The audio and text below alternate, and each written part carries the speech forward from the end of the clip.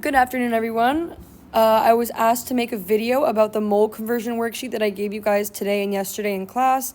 I'm just going to do one example from each section just to make sure everyone's on the same page and they understand what they're doing. Okay, but just to recap everything, there's two conversion factors that you should be aware of. Everyone knows that 1 mole is equal to Avogadro's number, or 6.02 times 10 to the 23rd. The units for this number is particles, representative particles. It could be anything.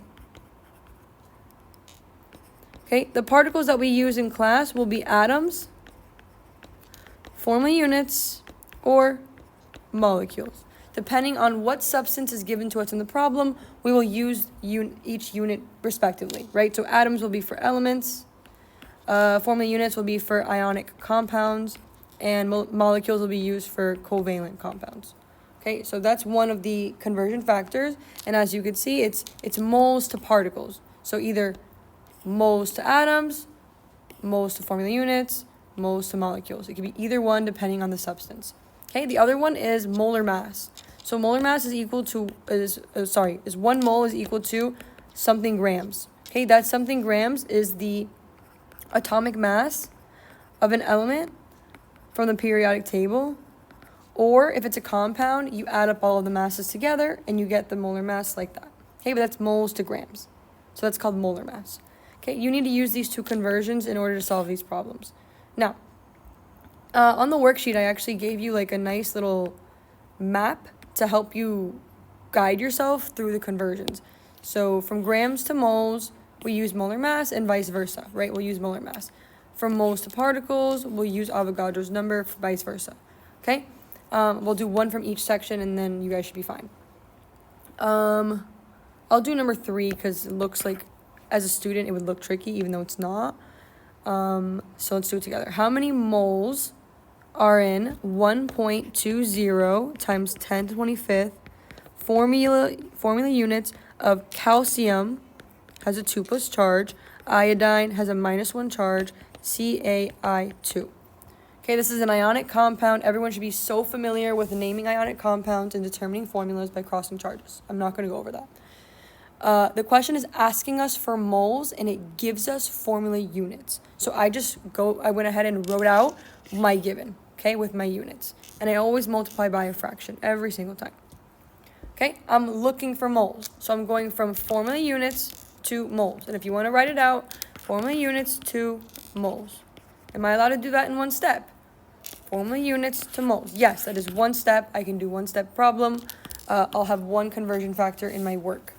Okay, so I'm looking for moles here. If I'm looking for something according to dimensional analysis, it goes on the top fraction. And if I'm canceling something out, formula units in this case, it goes at the bottom fraction. Again, I have a conversion factor that can take me from formula units to moles, and that's by using Avogadro's number. Avogadro's number is 6.02 times 10 to the 23rd particles. Okay, once again, what are the particles? They could be formula units, they could be molecules, they could be atoms, they could be ions, but we don't really talk about that. But you might see it. But yes, it could be anything. Okay, so here we have formula units as our unit. Therefore, Avogadro's number is formula units. Okay, so 6.02 particles or 6.02 formula units. So I will put that at the bottom of my fraction. And on the top, I have 1 mole. Okay, then I just have to take out my calculator. Let me get mine. Okay, and plug it into my calculator. Okay, so 1.20 times 10 to the 25th power. I do times a fraction, or you could just do divide parentheses for the scientific notation. So if you're using scientific notation in the calculator, put parentheses, or it's going to do your PEMDAS in a different order.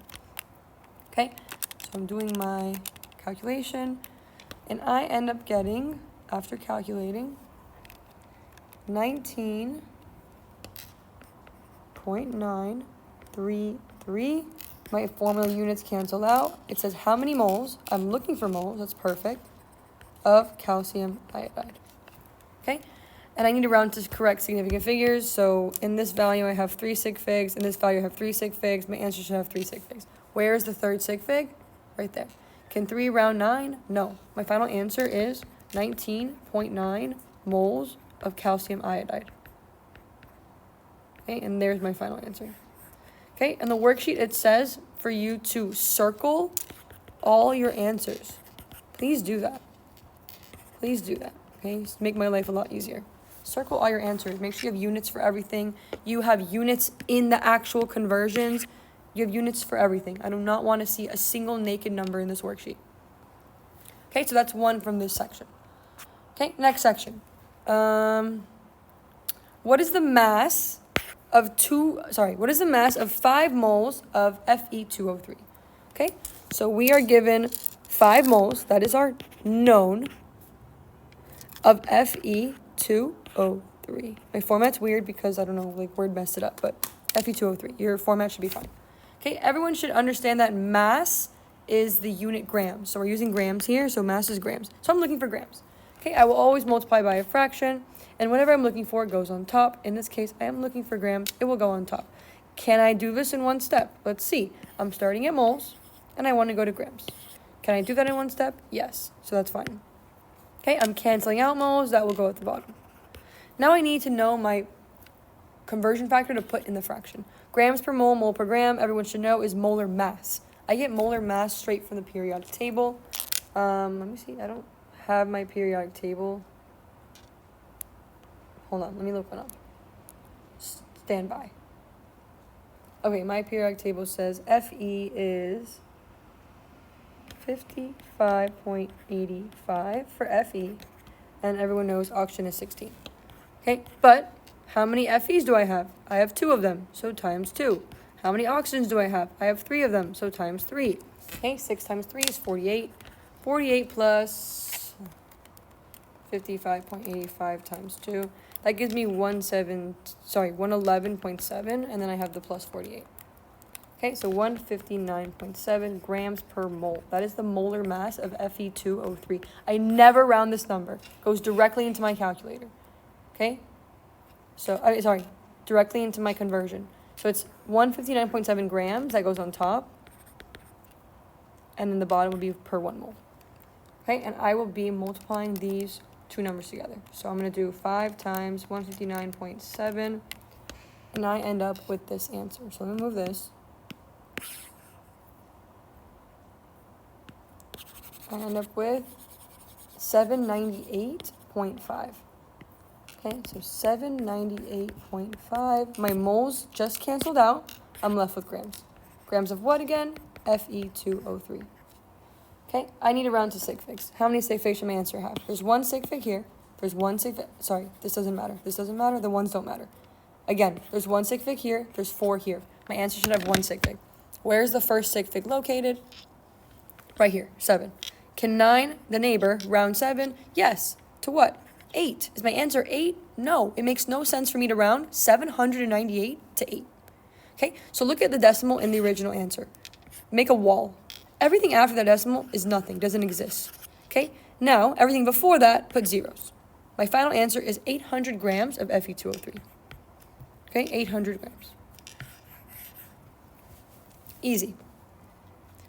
Okay, last but not least, how many oxygen molecules are in 3.36 grams of oxygen? Okay, we are using O2 for oxygen here, not plain O. Remember, oxygen comes as a diatomic, so we use O2. Now, it's telling you you're going to use O2. That's fine. Okay, and I don't want you to get confused when to use O, when to use O2. It'll tell you. Okay, so it's asking us oxygen molecules, so it must be O2. If it's saying oxygen atoms, then it must be just plain O. Keep that in mind. Also, okay, my known here, my given is 3.36 grams of oxygen, O2, times a fraction. Every single time that's my setup, okay? It wants molecules. It gives me grams. I am here. I am standing at grams, okay? I'm right here at grams. I want to get to molecules. How many steps will that take me? 1, 2 steps. Therefore, I need 2 conversion factors, 2 fractions in my answer, in my work. Okay? What am I looking for in the first step? Well, I have to stop at moles first before I get to particles. So moles will be on the top fraction. Then I'm canceling out grams. It'll be at the bottom. Moles per gram, gram per mole. That is going to be molar mass. How do I find the molar mass of oxygen? Well, I know the oxygen is 16, but I have 2 of them. So 16 times 2 is 32. I have 32 grams per 1 mole of oxygen. Okay, I'm not done. My grams cancel out. I'm still left with moles, but I don't want moles. I want molecules, so I must multiply by a second fraction. Now, molecules will go on top, because that's what I'm looking for. Okay, and I'm trying to now cancel out my moles. So molecules go on top, moles go at the bottom. These moles cancel out.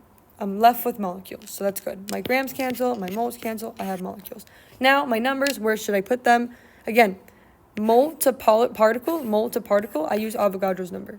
1 mole is equal to 6.02 particles.